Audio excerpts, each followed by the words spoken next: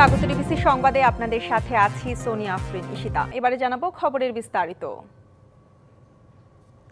পাকিস্তানের পাল্টা হামলার আশঙ্কায় সর্বোচ্চ সতর্কাবস্থায় ভারতীয় বিমান বাহিনী। সীমান্তবর্তী দুই রাজ্য রাজস্থান এবং পাঞ্জাবে হাই অ্যালার্ট জারি করা হয়েছে। পাকিস্তানের সাথে এই দুই রাজ্যের সীমান্ত পুরোপুরি সিল করা হয়েছে। সীমান্তরক্ষী বাহিনী বিএসএফকে দেয়া হয়েছে শুট অ্যাট সাইট অর্ডার। এদিকে ভারতের সর্বদলীয় বৈঠকে প্রতিরক্ষা মন্ত্রী রাজনাথ সিং দাবি করেন, পাকিস্তানে হামলায় ১০০-র বেশি সন্ত্রাসী নিহত হয়েছে। নয়াদিল্লি ইসলামাবাদ উত্তেজনা তুঙ্গে। ভারতের হামলার পর প্রতিশোধের আগুনে পড়ছে পাকিস্তান। অঙ্গীকার করেছে পাল্টা হামলার। সেই আশঙ্কায় সব রকম প্রস্তুতি নিয়েছে ভারত। পাকিস্তানের সাথে ১০৩৭ কিলোমিটার জুড়ে সীমান্ত রয়েছে ভারতের রাজস্থানে। হাই অ্যালার্ট জারি করা হয়েছে এ রাজ্যে। সম্পূর্ণ সিল করা হয়েছে সীমান্ত। সন্দেহজনক কিছু দেখলেই নির্দেশ দেওয়া হয়েছে শুট অ্যাট সাইটের। মধ্যরাত থেকে ভোর পর্যন্ত চলে ব্ল্যাকআউট। পাঞ্জাবেও জারি হয়েছে হাই অ্যালার্ট। এই দুই রাজ্যের সব পুলিশ সদস্যের ছুটি বাতিল করা হয়েছে। আকাশপথে দফায় দফায় টহল দিচ্ছে বিমান বাহিনী। কার্যকর করা হয়েছে ক্ষেপণাস্ত্র ও ড্রোন প্রতিরক্ষা ব্যবস্থা। নিষিদ্ধ গণজমায়েত, বন্ধ রয়েছে স্কুল। এমন পরিস্থিতিতে ভারতের কেন্দ্রীয় সরকারের ডাকা সর্বদলীয় বৈঠকে প্রতিরক্ষা মন্ত্রী রাজনাথ সিং জানান, অপারেশন সিঁদুরে শতাধিক সন্ত্রাসী নির্মূল হয়েছে। বৈঠকে পেহেলগামে সন্ত্রাসী কাণ্ডের জবাবে কেন্দ্রীয় সরকারের পাল্টা পদক্ষেপের প্রতি পূর্ণ সমর্থন জানায় সব দল। পাকিস্তানের আন্তঃবাহিনী জনসংযোগ পরিদপ্তরও পাল্টা বিবৃতি দিয়েছে। ব্রিফিংয়ে গতকাল রাত থেকে ভারতের ছোড়া ২৫টি ইসরায়েলে তৈরি হারপ ড্রোন ভূপাতিত করার দাবি করেছে পাকিস্তান। দুপক্ষের পাল্টাপাল্টি সংঘর্ষের পর ভারত ও পাকিস্তানের জাতীয় নিরাপত্তা উপদেষ্টার মধ্যে টেলিফোনে কথা হয়েছে। উত্তেজনা চললেও কূটনৈতিক ও দ্বিপাক্ষিক চ্যানেলগুলো খোলা রয়েছে বলে গণমাধ্যমকে জানিয়েছেন পাকিস্তানের পররাষ্ট্রমন্ত্রী ইসহাক দার। অবশ্য কি নিয়ে আলোচনা হয়েছে সে বিষয়ে বিস্তারিত কিছু জানাননি। সামিয়া জান্নাহ, ডিবিসি নিউজ ডেস্ক। ভারত পাকিস্তানের হামলা পাল্টা হামলা যেন সর্বাত্মক যুদ্ধের রূপ না নেয়, সেই আশাই করছে বাংলাদেশ। অনেক অঙ্ক কষে ঢাকার আন্তর্জাতিক বিশ্লেষকদের মত, পরিস্থিতি যতই উত্তপ্ত হোক, যুদ্ধ সর্বব্যাপী রূপ নেবে না। তবে পরিস্থিতি নিয়ন্ত্রণে রাজনৈতিক নেতাদের ভূমিকার উপর গুরুত্ব দিচ্ছেন তারা। হামলা পাল্টা হামলা আর জীবনহানির মধ্য দিয়ে চলছে ভারত পাকিস্তানের উত্তেজনাকর পরিস্থিতি। যদিও এখন পর্যন্ত দুপক্ষের ক্ষয়ক্ষতি নিয়ে নির্ভরযোগ্য তথ্য পাওয়া যায়নি। প্রতিবেশী দেশ হিসেবে বাংলাদেশের উদ্বেগ কমছে না। জাতীয় নিরাপত্তা উপদেষ্টা দুপক্ষকেই শান্ত থাকার জন্য বাংলাদেশের পক্ষ থেকে বার্তা দিয়েছেন। বাংলাদেশ পরিস্থিতি নিয়ে গভীর উদ্বেগ প্রকাশ করে এবং উভয় দেশকে শান্ত থাকার আহ্বান জানাচ্ছে। প্রশ্ন উঠছে, খণ্ডযুদ্ধ কি লম্বা সময়ে গড়াবে, রূপ নেবে সর্বব্যাপী? বাংলাদেশের আন্তর্জাতিক সম্পর্ক বিশ্লেষকরা বলছেন, দুদেশই পারমাণবিক ক্ষমতাধর, ফলে যুদ্ধ বেশি দূর না গড়ানোর সম্ভাবনাই বেশি। ইন্ডিয়া পাকিস্তান দুটোই কিন্তু দুটো নিউক্লিয়ার পাওয়ার। সো এইরকম ধরনের এটা যদি খুব সর্বব্যাপী বলতে যদি আপনি বুঝান যে এটা একেবারেই নিউক্লিয়ারের দিকে রূপ নেবে, সেটা কিন্তু আমি মনে করি না। কারণ তার আগেই এটাকে বিশ্ব নেতারা এটাকে ডিএসকেলেট করে দেওয়ার চেষ্টা করবে। এবং অলরেডি আমরা দেখছি যে দু দেশেরই নাগরিক সমাজ থেকে এ ধরনের কথাবার্তা উঠছে। যুদ্ধটা যেভাবে এটাকে অ্যাভয়েড করা উচিত এবং শান্তিপূর্ণভাবে কথাবার্তা বলে নেগোসিয়েশনের মাধ্যমে, ডায়ালগের মাধ্যমে, ডায়ালগ আর নেগোসিয়েশনের কোনো অল্টারনেটিভ নাই। উপমহাদেশের হাওয়া যেহেতু গরম, তাই বাংলাদেশকে সতর্ক থাকার কথা বারবারই বলছেন তারা। একটা জিনিস কি, নিজেদেরকে তো এক ধরনের তো আমাদের প্রস্তুতি থাকা দরকার। যুদ্ধের সেলফ ডিফেন্সেরও তো একটা প্রস্তুতি থাকা দরকার। কারণ যে ধরনের যুদ্ধ হচ্ছে, এটা যদি আমরা বলি, এখানে তো নন স্টেট অ্যাক্টার্সরাও ইনভলভড আছে। আমাদের জাতীয় কনসেনসাস আসছে। আমাদের যে পলিটিক্যাল লিডাররা, ওনারা চুপ করে বসে থাকলে হবে না। এখনই ওনার বক্তব্য দিয়ে একসঙ্গে আসবে যে আমরা শান্তি চাই, আমরা যুদ্ধ চাই না। নানা সমস্যা জর্জরিত যখন বিশ্ব, তখন ভারত পাকিস্তান যদি নতুন করে যুদ্ধে জড়িয়ে পড়ে, তা প্রতিবেশী বাংলাদেশ সহ পুরো পৃথিবীকেই সংকটে ফেলবে বলে মনে করা হচ্ছে। ইশরাত জাহান উর্মি, ডিবিসি নিউজ, ঢাকা। চীন সব ধরনের সন্ত্রাসবাদের বিরোধিতা করে বলে মন্তব্য করেছেন বাংলাদেশে নিযুক্ত চীনা রাষ্ট্রদূত ইয়াও ওয়েন। রাজধানীতে Bangladesh institute of international strategic স্টাডিজের আয়োজনে এক সেমিনারে তিনি এই মন্তব্য করেন। আর আন্তর্জাতিক বিশ্লেষক ডক্টর ইমতিয়াজ আহমেদ বলেছেন, চীন বাংলাদেশের অভ্যন্তরীণ রাজনীতিতে হস্তক্ষেপ করেনি। চীন সব ধরনের সন্ত্রাসবাদের বিরোধিতা করে। দুই দেশকে শান্তি ও স্থিতিশীলতার স্বার্থে কাজ করার, শান্ত থাকার এবং সংযম প্রদর্শন করার আহ্বান জানাই। আমরা আশা করি এই দুই দেশ এমন কোনো পদক্ষেপ নেওয়া থেকে বিরত থাকুক যা পরিস্থিতিকে আরও জটিল করতে পারে। গত 5 দশকে বিশ্বব্যাপী এবং জাতীয় পর্যায়ে যে পরিবর্তন ঘটেছে তার প্রেক্ষাপটে চীনের সঙ্গে বাংলাদেশের সম্পর্ক দুটি কারণে ব্যতিক্রম। প্রথমত, চীন বাংলাদেশের অভ্যন্তরীণ রাজনীতিতে হস্তক্ষেপ করেনি এবং দ্বিতীয়ত, বাংলাদেশের সব অংশীদারের সঙ্গে সম্পর্ক রক্ষা করে চলেছে দেশটি। তাদের রাজনৈতিক অবস্থান বাম, উদার বা ডান যাই হোক না কেন, বাংলাদেশ একতরফাভাবে চীনের সঙ্গে একটি চুক্তি করার সিদ্ধান্ত নিতে পারে। ভারত পাকিস্তান যুদ্ধের দামামার মধ্যে উদ্বেগ উৎকণ্ঠায় বাংলাদেশের সীমান্ত পাড়ের বাসিন্দারা। শূন্যরেখা সংলগ্ন সীমান্তে টহল জোরদার করেছে বিজিবি। এরপরও 2 দিনে ভারত পুশ ইন করেছে 125 জনকে। কুড়িগ্রাম, খাগড়াছড়ি ও মৌলভীবাজারের বিভিন্ন সীমান্ত দিয়ে অনুপ্রবেশ করা এসব ব্যক্তিদের আটক করেছে বিজিবি। এদিকে দিনাজপুরে এক অনুষ্ঠানে স্বরাষ্ট্র ও কৃষি উপদেষ্টা জানিয়েছেন, সীমান্ত সম্পূর্ণ সুরক্ষিত, কৃষকরা কোনো সমস্যায় পড়বেন না বলেও আশ্বস্ত করেন তিনি। দেশের সীমানার সবচেয়ে নিকটবর্তী দুই দেশ ভারত পাকিস্তানের যুদ্ধাবস্থায় আতঙ্ক বিরাজ করছে বাংলাদেশের সীমান্তবর্তী বাসিন্দাদের মধ্যে। স্থানীয়দের সীমান্ত থেকে দূরে রাখতে সর্বোচ্চ সতর্ক অবস্থায় বিজিবি। একই সাথে শূন্যরেখা সংলগ্ন সীমান্তে টহল জোরদার করা হয়েছে। তবে যুদ্ধাবস্থার ডামাডোলের আড়ালে পুশ ইন করার চেষ্টা চলছে। এরই মধ্যে খাগড়াছড়ি, কুড়িগ্রাম ও মৌলভীবাজার থেকে অনুপ্রবেশের অভিযোগে আটক করা হয়েছে 125 জনকে। মৌলভীবাজারের বিভিন্ন সীমান্ত দিয়ে আরও শতাধিক লোক ভারত থেকে প্রবেশ করে। তারা আইনশৃঙ্খলা বাহিনীর চোখ ফাঁকি দিয়ে বিভিন্ন স্থানে চলে যায়। এই কারণে অপরিচিত ও সন্দেহভাজন কাউকে দেখলে তথ্য দেওয়ার অনুরোধ করেছে বিজিবি। কোনো অচেনা মানুষ যদি আসে তাইলে ব্রিটিয়ার খবর দিতে বলছে। ওরা সীমান্ত আছে, আমরা সীমান্ত থাকি, আমাদের ভয়ের চোটে আমরা আশা করি। বিজিবি মাইকিং করছে, করাই করছে যে আপনারা কেউ ভারতে যায়েন না, করেন না, ঘাস গরু টরু এলে আপনারা নিয়েন না, একটু সাবধানে থাকেন, থাকেন।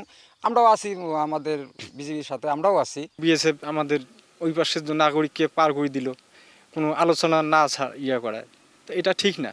বৃহস্পতিবার সীমান্তে বিজিবির কড়া নজরদারি দেখা গেছে। বিশেষ করে ভারতের কাঁটাতারের বেড়াবিহীন সীমান্তগুলোতে সাইকেলে টহল দিচ্ছে বিজিবি। অনুপ্রবেশ ঠেকাতে সীমান্তে মোতায়েন করা হয়েছে অতিরিক্ত জনবল, বসানো হয়েছে তল্লাশি চৌকি।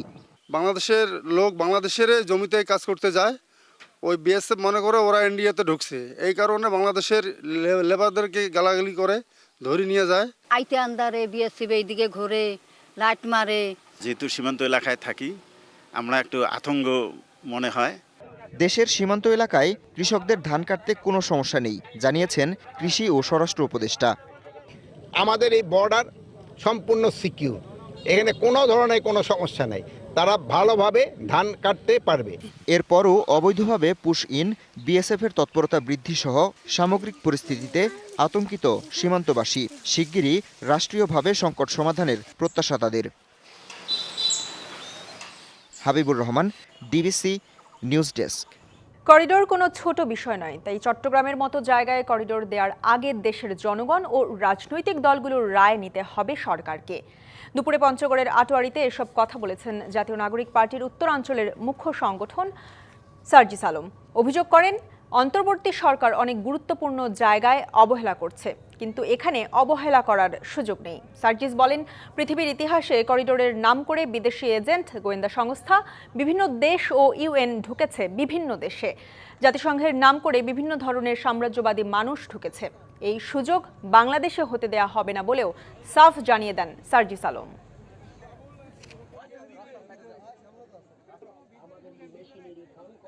পার্বত্য চট্টগ্রামের মতো গুরুত্বপূর্ণ জায়গায় এই যে করিডোর দেয়া, তার পূর্বে বাংলাদেশের জনগণের রায় লাগবে। ইউএনের নাম করে বিভিন্ন ধরনের সাম্রাজ্যবাদী চিন্তা ভাবনার বিভিন্ন মানুষ ঢুকেছে, রাষ্ট্র ঢুকেছে। এই সুযোগ আমাদের বাংলাদেশে আমরা হতে দিব না। তো আমরা এই বিষয়ে অন্তর্বর্তীকালীন সরকারকে বলবো, যে সিদ্ধান্ত বাংলাদেশের সার্বভৌমত্বের প্রশ্নে জাতীয় নিরাপত্তার প্রশ্নে আপোষহীন থাকে। ঢাকা মাওয়া এক্সপ্রেসওয়ের মুন্সিগঞ্জের সিরাজদি খানের নিমতলা এলাকায় বাস অ্যাম্বুলেন্সের সংঘর্ষে 5 জন নিহত হয়েছেন। এই ঘটনায় আহত হয়েছেন আরও 10 জন। দুপুর 1টার দিকে ঘটে এই ঘটনা। ফায়ার সার্ভিস ও প্রত্যক্ষদর্শীরা জানায়, রোগী নিয়ে অ্যাম্বুলেন্সটি ঢাকার দিকে যাচ্ছিল। সিরাজদি খানের নিমতলা এলাকায় চাকা পাংচার হয়ে যায় অ্যাম্বুলেন্সের।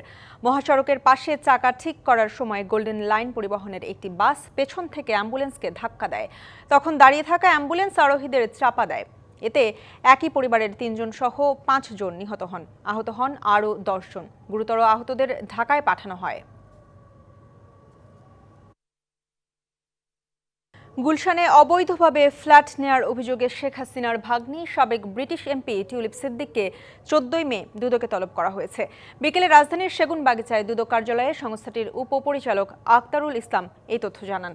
এছাড়া এদিন সাবেক প্রধানমন্ত্রী শেখ হাসিনার তলবের দিন ধার্য থাকলেও অনুপস্থিত থাকায় নিয়ম অনুযায়ী দুদক পরবর্তী ব্যবস্থা নেবে বলেও জানান তিনি। বলেন, প্রায় 51 কোটি টাকার অবৈধ সম্পদ অর্জন ও 22টি ব্যাংক হিসেবে 211 কোটি টাকার বেশি অস্বাভাবিক লেনদেনের অভিযোগে নোয়াখালী 3 আসনের সাবেক এমপি মামুনুর রশিদ কিরণ ও তার স্ত্রীর বিরুদ্ধে মামলা করেছে দুদক।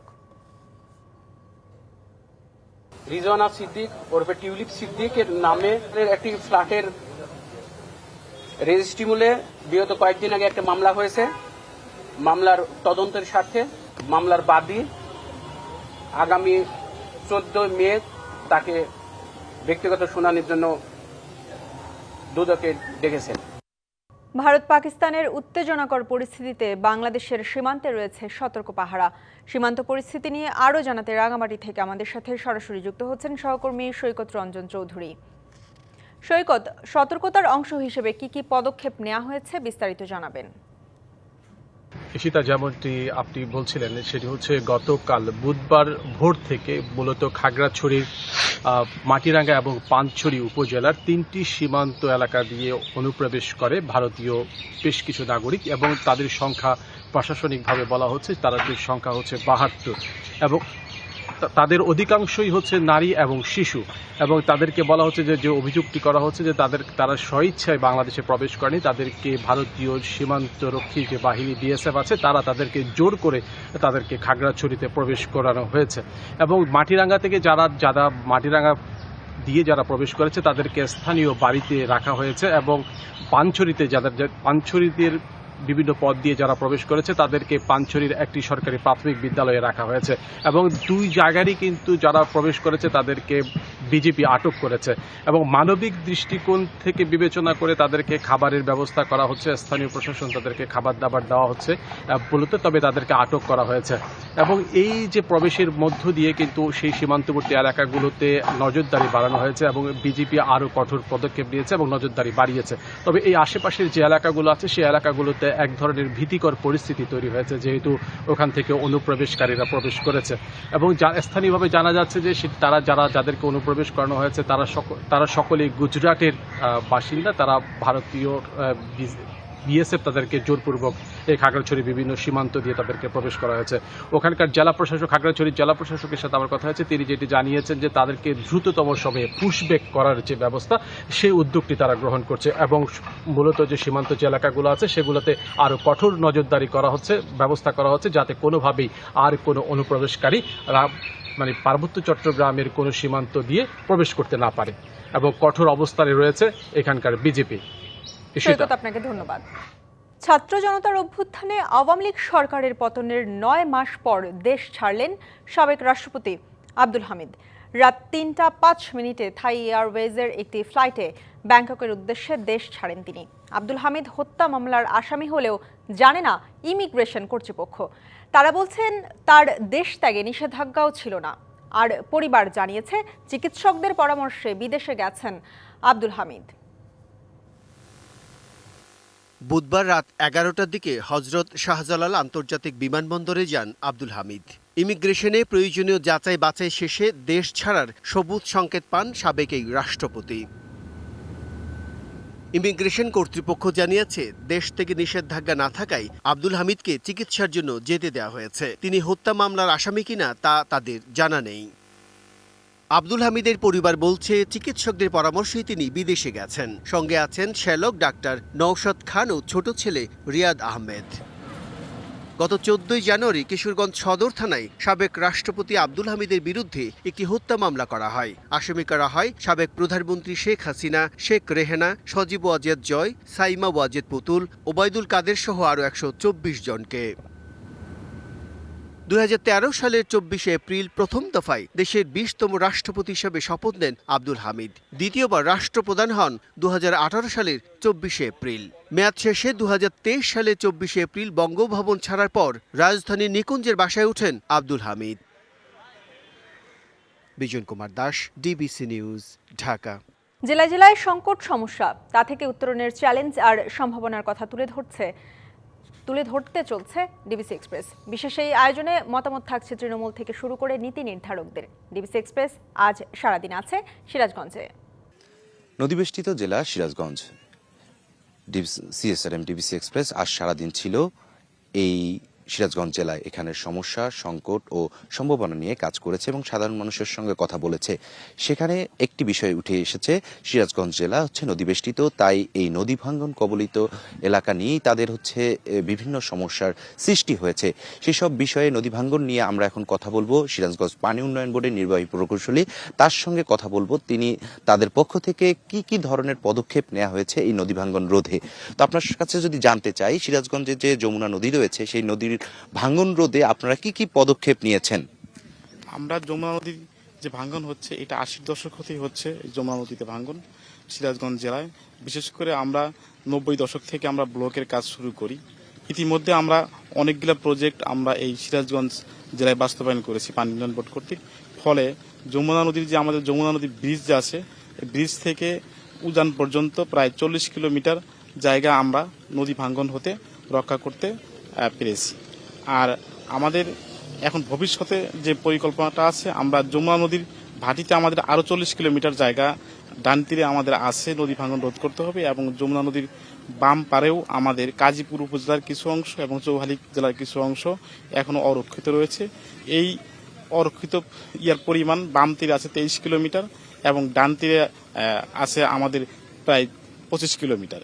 এই অংশটা আমরা এখন বিভিন্ন প্রজেক্টের আওতায় আমরা উদ্যোগ নিচ্ছি কাজ স্থায়ীভাবে কাজ করার জন্য, যাতে এই ভাঙ্গন প্রবণ এলাকাগুলো বিশেষ করে বেলকুচি উপজেলার মূলকান্দি, মেহেরনগর এবং সাজাদপুর উপজেলা বেনটিয়া এবং চৌহালি উপজেলা এবং কাজীপুরের বাম পারে একটা এলাকা আছে যেটা আমরা বলি হলো ইকান্দি ভেটুয়ার ঘাট। ওই এলাকাটা রক্ষা করার জন্য আমরা এখন প্রজেক্ট নিয়েছি। বিশেষ করে একটা ফ্রেমিপ একটা প্রজেক্ট আমাদের আসছে সামনে, আমরা হয়তো 26 সাল থেকে এই প্রজেক্টটা আমাদের রান করবে। এই প্রজেক্টটার আন্ডারে আমরা 23 কিলোমিটার বাম পারে ডান পারে এবং 7 কিলোমিটার বাম পারে নদীটি সংরক্ষণ অন্তর্ভুক্ত রয়েছে। এই কাজটা যদি আমরা করতে পারি তাহলে সিরাজগঞ্জ জেলার যমুনা নদীর যে কোরাল গ্রাস আছে এখান থেকে মোটামুটি পুরাটাই রক্ষা পাবে। আরেকটি বিষয়, নদী ড্রেজিং এর ব্যাপারে আপনারা কি সরকার উচ্চ মহলে কথা বলেছেন কিনা? হ্যাঁ, আমরা যে এখানে যে নদীর এটা স্টাডি বেসিসে এই ড্রেজিংটা করতে হবে। আর এটা যেহেতু অনেক বড় নদী, এখানে বিশেষ করে ফান্ডিং এর বিষয়টাও আছে। প্লাস হলো আমরা শুধু যে অংশগুলো ভাঙ্গনের কারণ হচ্ছে ওই অংশটা আমরা ড্রেজিং করতেছি। আর ফ্লাড কন্ট্রোল মূলত চর জায়গায় গেলে এতে বন্যার প্রবণতাটা বেড়ে যায়। আমরা ফ্লাড কন্ট্রোলের জন্য আমাদের যে সিরাজগঞ্জ 80 কিলোমিটার যমুনা নদীর পার আছে ডান পারে, এখানে আমরা পুরাটাই বন্যা নিয়ন্ত্রণ বাঁধ আছে এবং আমরা শক্তিশালী করেছি। কিন্তু ড্রেজিংয়ের যেটা এটা আসলে এটা বড় একটা প্রোগ্রামের মাধ্যমে এবং পরিকল্পনার মাধ্যমে এটা করতে হবে এবং সে বেসিসে এর আগে একটা স্টাডি হয়েছিল এবং পাইলট বেসিসে কিছু কিছু জায়গায় আমাদের ড্রেজিং হয়েছে, কিছু জায়গায় ফলপ্রসূ হয়েছে, আবার কিছু জায়গায় দেখা যাচ্ছে সেরকম আমরা সাকসেস হয়নি। ধন্যবাদ আপনাকে। শুনছিলেন যে এই নদী ভাঙ্গন রোধে পানি উন্নয়ন বোর্ডের পক্ষ থেকে কিন্তু বিভিন্ন ধরনের পদক্ষেপ নেওয়া হয়েছে। আর রাত 9টার সংবাদে আমরা যুক্ত হব যে জেলা প্রশাসক রয়েছেন তার সঙ্গে আরো যে অন্যান্য সমস্যাগুলো উঠে এসেছে সেসব বিষয় নিয়ে আমরা রাত 9টায় কথা বলবো জেলা প্রশাসকের সঙ্গে। ততক্ষণ পর্যন্ত সিএসআরএম ডিবিসি এক্সপ্রেসের সঙ্গেই থাকুন। রবীন্দ্রনাথ ঠাকুর, বাঙালির জীবনে কোথায় নেই তার ছায়া। যাপিত জীবনে সাহিত্য আর সঙ্গীতে নিজেকে নিয়ে গেছেন অনন্য উচ্চতায়, পেয়েছেন নোবেল পুরস্কার। প্রয়াণের এত বছরেও এক বিন্দু ফুরিয়ে যাননি কবিগুরু। এখনও বাঙালির মননকে জাগ্রত রেখেছে তার গান আর কবিতা। রবীন্দ্রনাথ ঠাকুরের 164তম জন্মবার্ষিকীতে স্মৃতিময় আঙিনাগুলো সারা দিন মুখরিত ছিল তার গানের সুর ও কবিতার উচ্চারণে।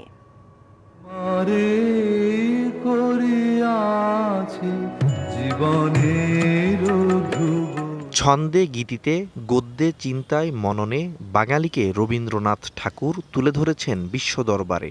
শিল্প সাহিত্যের সব শাখায় বিচরণ করেছেন আপন দুতিতে।